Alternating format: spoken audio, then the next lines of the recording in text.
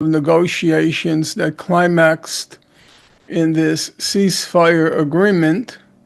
I've, of course, read the agreement, the text, and I have read some commentary, but I didn't follow it very closely. I was working on a book on Gaza, which was preoccupying me. My basic feeling, no, I don't want to call it a feeling. My basic understanding is the following. Number one, there is an interesting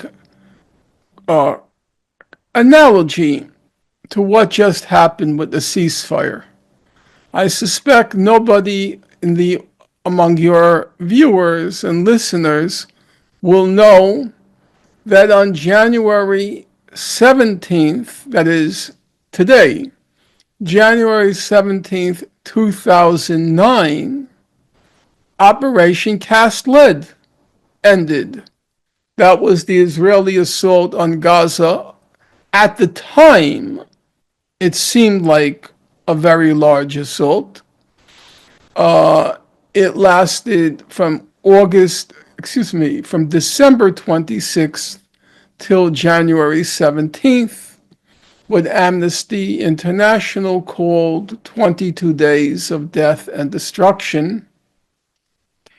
And you know why it ended? It's an interesting story of great relevance with the recent developments in Gaza.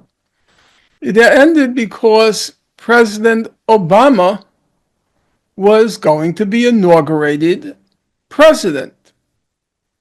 And he didn't want this sideshow in Gaza to distract attention from his coronation.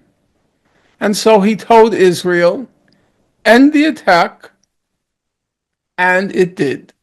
Very obediently, it did as the master ordered them being Israel, to do. In the current situation, as you will recall, about a month ago, President Trump announced that if the hostages were not released at the time of his inauguration, there would be all hell to pay. Now, President Trump, he didn't want to begin his presidency by having to unleash a savage assault on Gaza. First of all, because the people of Gaza had already paid hell in the past 15 months. So there wasn't much more that he could do. And secondly, because he didn't want to begin his presidency on such a merciless, heartless note.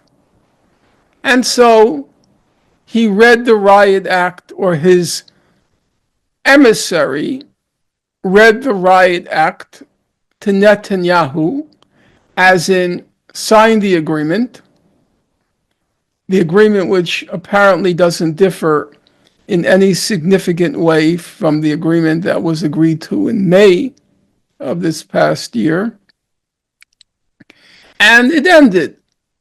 The lesson to be learned from there is when an American president says stop, it stops.